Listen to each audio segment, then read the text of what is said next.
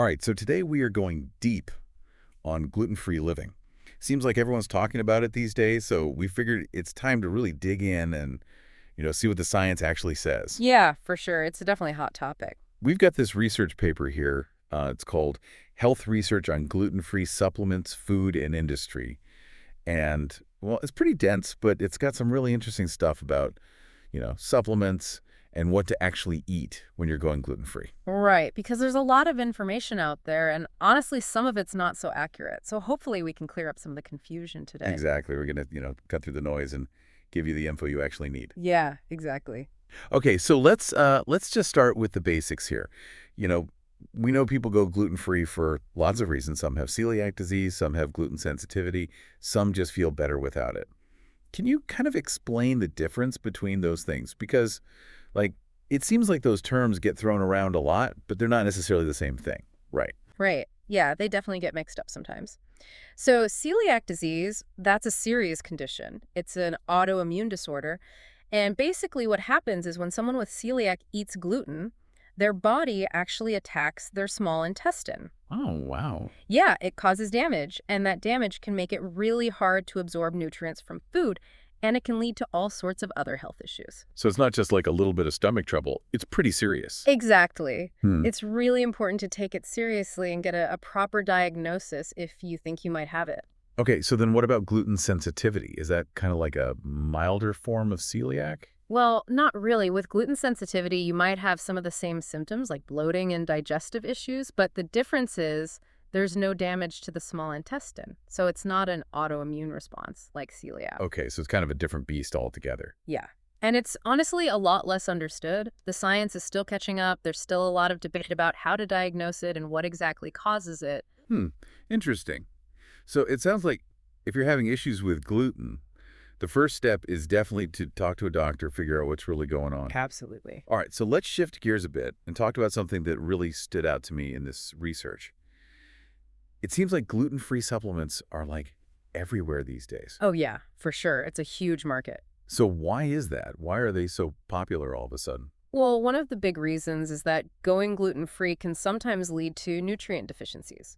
Even if you're trying to eat a balanced diet, it can be tough to get everything you need when you're cutting out a whole food group. Right, that makes sense. And this research actually highlighted some specific deficiencies that are common in people who are gluten-free. Iron, for example. Did you know that iron deficiency is really common in people with celiac disease? Really? I didn't realize that. Yeah, even if they're managing their diet carefully, they can still be low in iron. And that can lead to fatigue, weakness, even pale skin. Wow, I had no idea it could be that specific. But why is iron such a problem on a gluten-free diet? I mean, there are plenty of foods that are rich in iron, right? Yeah, but the thing is, iron is mainly absorbed in the small intestine. And remember, with celiac disease, the small intestine is the very place that gets damaged. So even if you're eating iron-rich foods, your body might not be able to absorb it properly. Ah, okay, so the supplements are kind of like filling in the gaps then. Exactly. They can help to bridge that gap and make sure people are getting the nutrients they need. So speaking of supplements, there's a lot of them out there.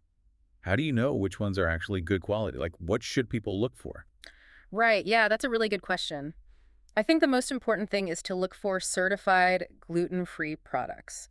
There are a few different organizations that offer the certification, and it basically means that the product has been tested and verified to be below a certain threshold of gluten.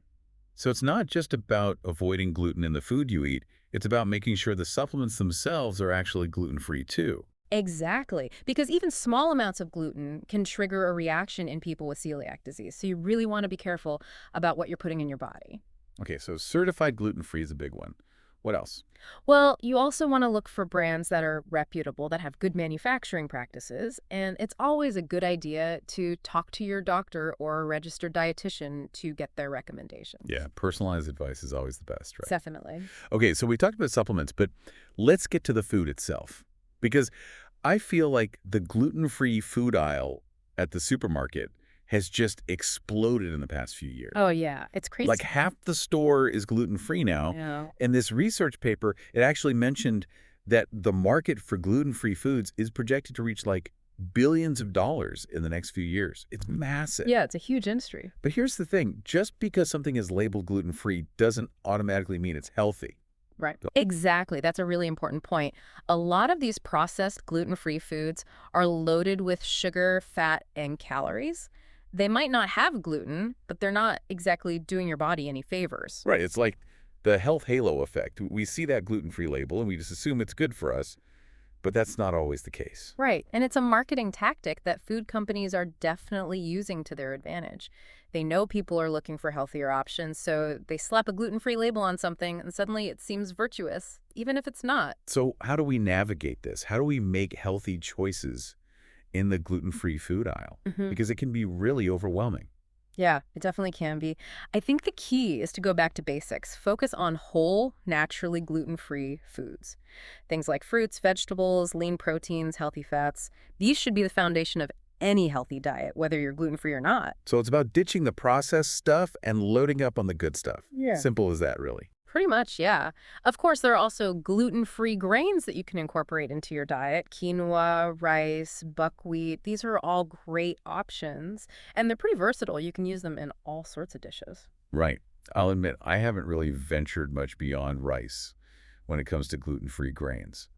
But it sounds like there's a whole world out there to explore. Yeah, definitely. And a lot of these grains are actually more nutritious than wheat. So you might even find that you're getting more vitamins and minerals by switching to gluten-free options. Hmm. Interesting. Well, I guess that's why we do these deep dives to learn new things and expand our horizons. Exactly. It's so easy to kind of get stuck in that rut of buying like the ready-made gluten-free stuff. But it seems like just going back to basics, like you were saying, with those fresh ingredients is a much smarter way to do it. Probably tastes better too. Oh, yeah, definitely.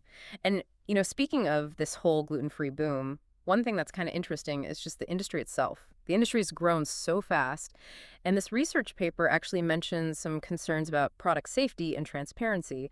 Can you kind of talk about that a little bit? What are some of the challenges that come along with this rapid growth? Yeah, it seems like it's such a new industry, relatively speaking, right? So Yeah. maybe the regulations and all that haven't really caught up yet. Right, exactly. It's still kind of a wild west out there in some ways. And, for people with celiac disease, this can be a really big deal because even tiny, tiny amounts of gluten can trigger an immune response. And that Right. can lead to all sorts of health problems. So that's where that whole transparency thing comes in, right? Like knowing exactly what's in a product and how it was made. Exactly. Having clear labeling and knowing that a product is certified gluten-free, that's super important for people with celiac disease. It lets them make safe choices. And then there's also the issue of cross-contamination during manufacturing. Oh, right. Cross-contamination. Can you explain what that is? Sure. So imagine a factory that makes both gluten-containing products and gluten-free products. If they're not super careful about cleaning the equipment between batches, little bits of gluten can end up in those gluten-free products. So even if the ingredients themselves are gluten-free, there's still a risk of contamination just from the way it's made. Yeah, exactly. And that's why it's so important for companies to have really strict manufacturing processes. They need to be doing rigorous testing to make sure that their products are actually gluten-free. And those certified gluten-free facilities, they have all sorts of measures in place to minimize that risk of cross-contamination. Wow, I had no idea. There was so much that went into making sure a product is actually gluten-free. I thought it was just like swapping out the wheat flour, but it's a whole system. Oh, yeah. It's a lot more complicated than people think. And I think as consumers, it's really our responsibility to be informed. We need to understand what we're buying and support brands that are doing things the right way. Right, like voting with our dollars, basically. Supporting companies that are being transparent and making safe products. Exactly. So we've been talking about the health impacts and the industry side of things, but there's another layer to this conversation that I think is important to bring up, and that's the environmental impact of this whole gluten-free trend. Oh, that's interesting. I hadn't even really thought about that. What are some of the potential environmental concerns? Well, for one thing, a lot of these gluten-free products rely on alternative flours and starches, like rice flour, tapioca starch, potato starch. And those crops, they can require a lot more water and resources to grow than traditional wheat. So there could be implications for things like water usage and land management even. Right, exactly. And that's especially concerning with climate change and everything, right? We need to be thinking about those resources. And then on top of that, you have the issue of packaging and transportation. A lot of these gluten-free products, they come in single-use packaging, which contributes to all the plastic waste we have. And then as the demand for these products grows, they're often being shipped all over the world, which increases their carbon footprint. Wow, so it's really a domino effect, right? Mhm. Something as simple as choosing a gluten-free diet can actually have a big impact on the environment. Yeah, and I think it just highlights how important it is to be a mindful consumer. We need to understand the full story behind our food choices. It's not just about what's good for us individually, but also what's good for the planet. Right, so it's like a responsibility almost. Like Mhm. we need to do our research and support brands that are trying to be sustainable. Exactly. And it's easy to get caught up in those individual health concerns, which are obviously really important. But it's also crucial to think about the bigger picture, the impact our choices have on the environment and the food system as a whole. I think that's a really important takeaway from this conversation. It's not just about gluten-free or not gluten-free. It's about understanding the whole system and making choices that are good for both us and the planet. Absolutely. Yeah, it really is amazing when you start digging into something, how many other things it kind of connects to. Like we started with gluten-free, and now we're talking about the whole environment and the food system. It's wild. It is. It really shows how everything's interconnected. You know, something you said earlier about how the science behind gluten is always evolving, that really got me thinking. So does that mean what we know today about gluten sensitivity or celiac disease or even the whole gluten-free diet, like that could all change as we learn more? Oh, yeah, absolutely. That's the thing about science. It's always moving forward.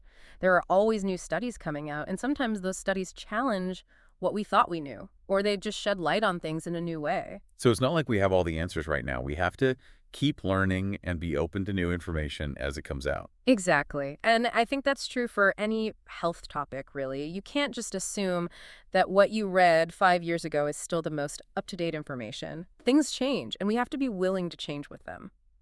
That's such a good point. Like, I know I've definitely been guilty of clinging to old information or just blindly following trends without really questioning them. Yeah, we all do it sometimes, but it's so important to be critical of the information we're consuming, especially when it comes to our health. So how do we do that? How do we make sure we're getting good information, especially with so much stuff out there online? Well, I think one of the best things you can do is talk to your doctor or a registered dietitian. They're the experts, and they can help you sort through all the noise and figure out what's right for you. Right. Personalized advice is always going to be the best. Absolutely. And beyond that, be wary of anything that sounds too good to be true. If someone is promising a miracle cure or saying that gluten is the root of all evil, that's probably a red flag. Yeah, good point. If it sounds like a conspiracy theory, it probably is. And remember, everyone is different. What works for one person might not work for another. So there's no one-size-fits-all approach to gluten-free living. Exactly. It's about finding what works best for you based on your individual needs and your health goals. It's like a personalized journey, not just a destination. I love that. That's a great way to put it. Mm. And I think it really captures the spirit of what we've been talking about today. It's about taking ownership of your health, being curious, asking questions, and making informed choices that empower you to live your best life. So to wrap things up, I think it's safe to say that this whole gluten-free thing is way more complex than it might seem at first glance. It's not just a diet trend, it's a whole lifestyle with implications for our health, the environment, and even the future of food. Yeah, we've covered a lot of ground today. We talked about the science, the industry, the challenges, the responsibilities. It's a lot to take in. But I think the most important thing is just to be aware, right? To understand the issues, to do our research, and to make choices that align with our values. Absolutely. And to keep learning, because like we said, the science is always evolving and there's always more to discover. Well said.